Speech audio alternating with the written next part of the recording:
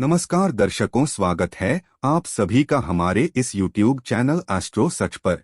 नाभि शरीर का एक ऐसा हिस्सा है जो काफी ज्यादा अहमियत रखता है। जन्म से लेकर मृत्यु तक इसकी काफी ज्यादा अहमियत होती है। बल्कि जब भी बच्चा जन्म लेता है तो माँ के पेट से ही नाभि से पोषण को ग्रहण करता है। यानी कि किसी भी इंसान की शुरुआत होती है वह केवल नाभि से होती है। यही वजह है कि नाभि केंद्र के ही माध्यम से उस इंसान के जीवन में सारी चीजें होती हैं। जैसे कि अगर किसी व्यक्ति के जीवन में धन की समस्याएं हो या फिर अगर वे व्यक्ति बहुत ही ज्यादा परेशान रहता हो, जितनी भी चीजें करता हमेशा उसका दुर्भाग्य उसे घेर के रखता हो, किसी भी चीज में कोई सफलता न मिल पाती हो, तो इसका मतलब यह होता है कि उस व्यक्ति का नाभि केंद्र कमजोर है। अगर किसी व्यक्ति को नाभि केंद्र बलवान होता है तो ऐसा व्यक्ति काफी ज्यादा सौभाग्यशाली होता है।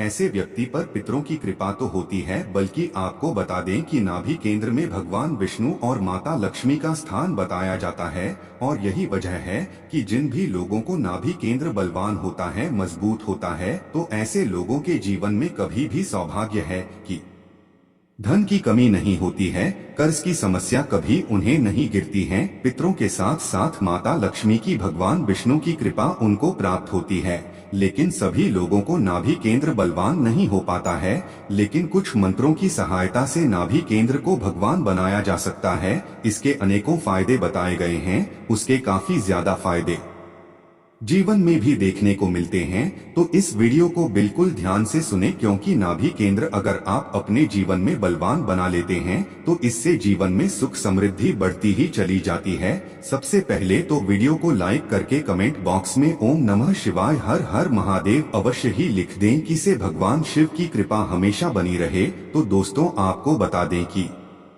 नाभि केंद्र, जैसा कि हमने आपको बताया है, इसको जीवन में काफी ज्यादा अहम रोल होता है। और अगर यह कमजोर हो तो जीवन में दुर्भाग्य को उत्पन्न करने वाला होता है। और अगर यह मजबूत हो तो इससे सौभाग्य की प्राप्ति होती है। नाभि केंद्र में भगवान विष्णु का, माता लक्ष्मी का स्थान होता है। बल्कि कुंडलिनी साधना में भी मणिपुर चक्र इसे कहा जाता है। यानी कि नाभिक इंद्र अग्नि तत्व का स्थान है, जिसमें भगवान विष्णु और माता लक्ष्मी विराजमान होते हैं। और यही अगर कमजोर हो जाए तो उस व्यक्ति के जीवन में आर्थिक संकट, कर्ज की समस्याएं, ग्रह कलेश और कोई भी सुख की प्राप्ति उसे हो नहीं पाती है। वहीं दूसरी ओर अगर किसी व्यक्ति का अग्नि तत्व बलवान हो तो ऐसे में उस व्यक्ति को संपूर्ण सुखों की प्राप्ति होती और वह काफी ज्यादा सौभाग्यशाली हो जाता है।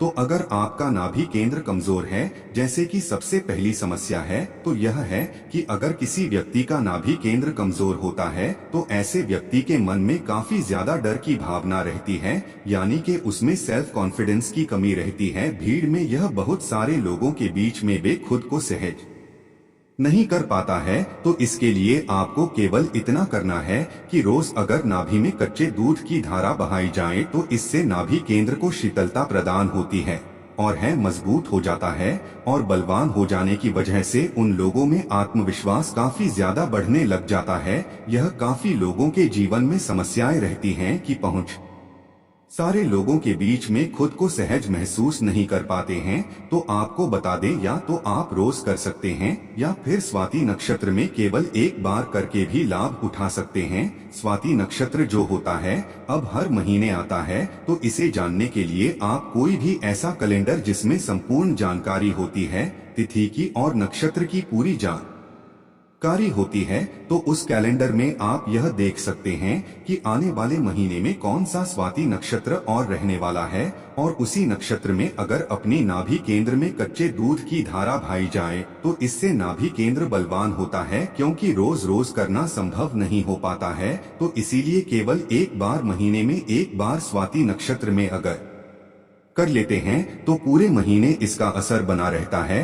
खासकर कि जिन कन्याओं के विवाह में बाधाएं अड़चने आती है, यह शादी के बाद उन्हें सुख की प्राप्ति नहीं हो पाती है, जिस घर में रहती हैं वहां पर हमेशा अपमान का सामना करना पड़ता है, मान सम्मान उन्हें मिल नहीं पाता है, तो स्वाति नक्षत्र में अपनी नाभि पर कच्चे दूध की धारा जरूर अवश्य क्या करें? इससे सीधा अग्नि तत्व भगवान बन जाता है और मणिपुर चक्र बलवान बनने की वजह से सुख और समृद्धि की प्राप्ति होती है। आपको यह भी बता दें कि जितने भी पंच तत्व होते हैं जो इंसान के शरीर में ही वास करते हैं, और अगर इंसान के शरीर में या गड़बड़ हो जाती है, इन चक्रों में गड़बड़ हो जाती है, तो बस इसी से उसके जीवन में दुर्भाग्य बनने लग आता है और वे अपने जीवन में परेशान रहने लग जाता है।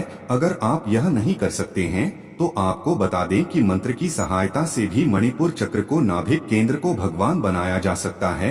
नाभि केंद्र का जो बीज मंत्र होता है वह ब्रह्म होता है। इसी के साथ राम नाम का भी जाप किया जा सकता है। राम नाम के जाप से भी नाभि केंद्र बलवान होता है और यही वजह है कि जो भी लोग राम नाम की साधना करते हैं उनका नाभि केंद्र बलवान होता है। और नाभि केंद्र में इतनी सारी सिद्धियां, सैकड़ों सीढ़ियां वास करती हैं कि अगर किसी व्यक्ति का नाभि केंद्र पूर्ण रूप से जागृत हो जाए तो ऐसे व्यक्ति के पास कुछ न कुछ सिद्धि अवश्य ही होती है। जैसे कि सामने वाले को वशीकरण करना, सम्मोहन करना, या फिर अगर किसी व्यक्ति पर भूत प्रेत आदि की तंत्र क्रियाओं की समस्या रहती है, तो अगर किसी व्यक्ति का नाभि केंद्र बलवान होता है और वे अपने हाथों में जल लेकर महाकाली की किसी भी मंत्र का जाप करता है और रोगी व्यक्ति पर अगर छिड़क देता है, तो ऐसे में रोगी व्यक्ति बिल्कुल ठीक हो जाता है, क्योंकि जिस व्यक्ति का नाम भी केंद्र बलवान हो है उसका अग्नि तत्व बलवान हो जाता है।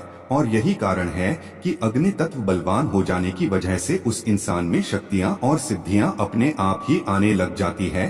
और ही केंद्र का बीज मंत्र भी श्रम और राम है। आप भी कर सकते हैं, राम भी जाप कर सकते हैं। दोनों का एक ही वाइब्रेशन उत्पन्न होती है।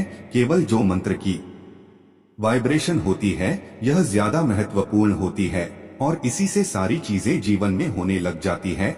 अगर नाभि पर हाथ रखते हुए जैसे जवाब सुने जाते हैं तो सोने से पहले इस क्रिया को आपको करना है कि जब आप सो जाएं, बेड पर लेट जाएं, तो अपनी नाभि पर दोनों हाथों को रखते हुए पहले सीधे हाथ को आपको रखना है, उसके बाद उल्टे हाथ को उसके ऊपर रख लेना है। उसे श्रम बीज मंत्र का उच्चारण करना है, मन ही मन करना है।